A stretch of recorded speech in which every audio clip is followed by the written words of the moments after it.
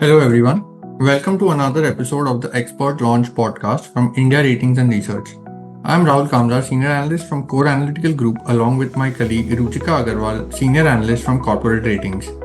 Today, we are focusing on the India Ratings research article on active pharmaceutical ingredients or APIs that sheds light on the challenges and opportunities in this sector.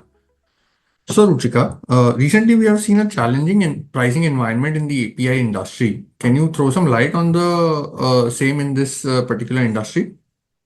Certainly, Rahul.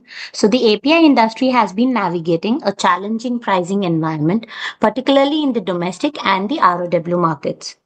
This pressure stems from increased capacities under the current PLI scheme and cheaper imports from China.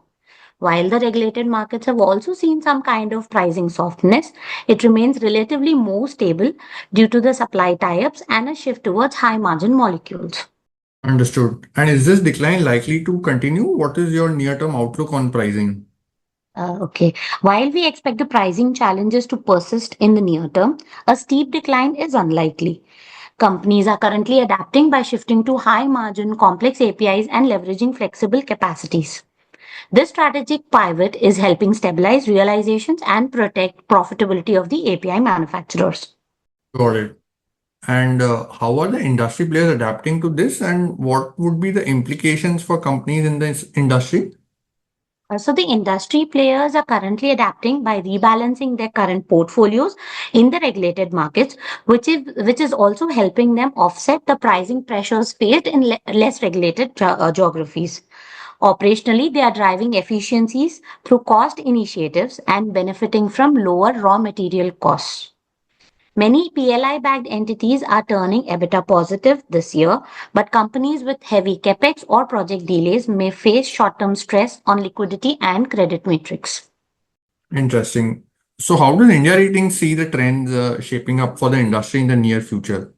So, looking forward, Indra expects volume led growth to be driven by strong domestic demand in the second half of FY26, even as export volumes show signs of stabilization. Realizations are likely to stabilize as companies deepen global supply tie ups and continue portfolio optimization. Overall, the sector's financial performance is expected to remain strong, supported by geographic diversification, a shift to high margin APIs, and easing input costs. Okay, and before we wrap up, can you tell us what is India Ratings' view on credit metrics in this sector?